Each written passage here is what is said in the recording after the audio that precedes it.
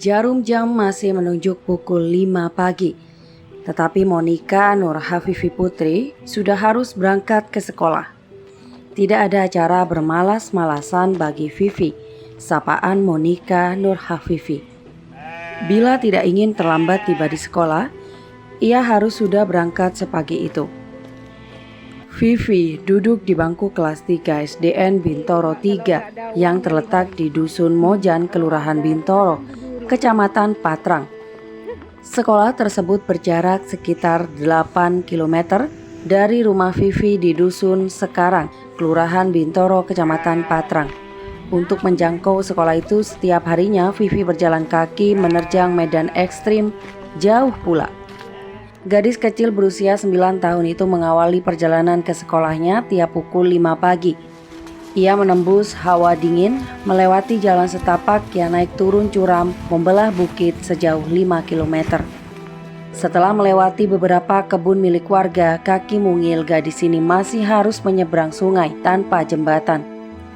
Sebenarnya di sungai itu ada jembatan bambu buatan warga, tetapi kondisi jembatan bambu itu sudah banyak lapuk dan keropos. Karena itu warga tidak menggunakan lagi jembatan tersebut. Mereka memilih menyeberang sungai dengan cara menapak antar bebatuan. Itu pula yang dilakukan Vivi.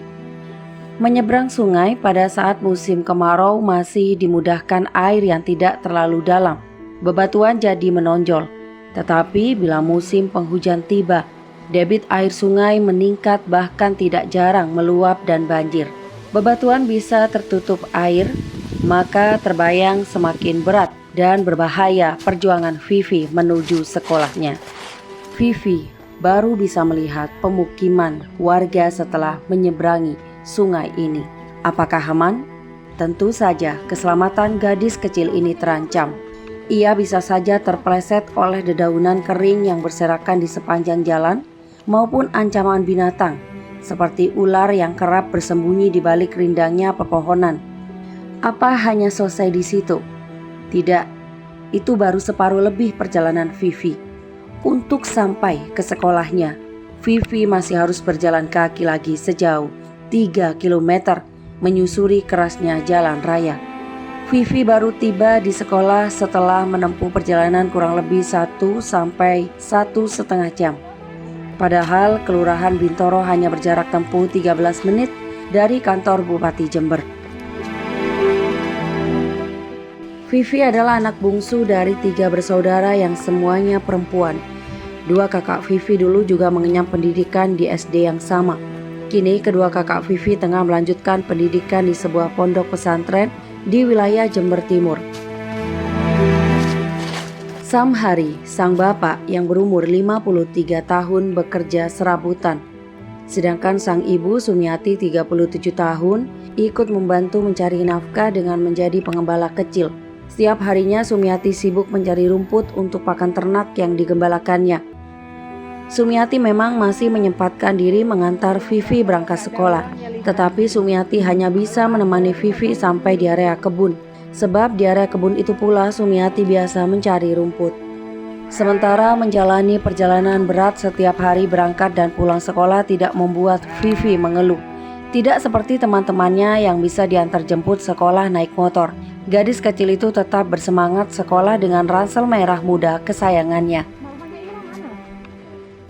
Ya, Dek Vivi kenapa kok senang ke sekolah?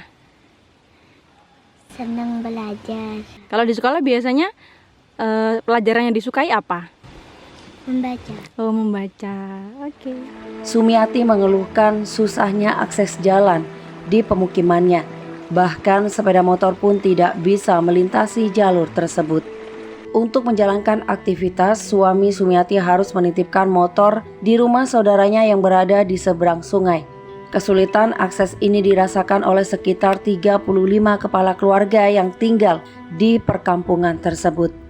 Selain itu, Sumiati mengaku khawatir terhadap putrinya yang kerap berjalan sendirian untuk sekedar pulang dari sekolah atau pulang pergi ke TPQ.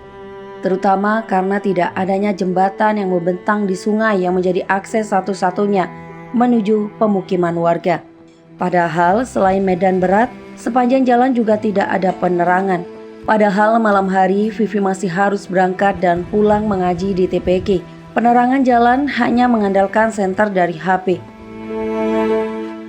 Sumiati mengaku dirinya dan suaminya bukan dari kaum pendidikan. Suaminya bahkan sama sekali tidak pernah mengenyam bangku pendidikan. Tetapi Sumiati dan suaminya sadar betul pentingnya pendidikan. Karena itu Sumiati dan suaminya tidak pernah putus semangat mengantar anak-anaknya menuju gerbang pendidikan. Sumiati pun bersyukur ketika anaknya memiliki semangat yang selaras dengan harapan dan cita-citanya. Laporan Dwi Mega, Tada Today TV, Jember.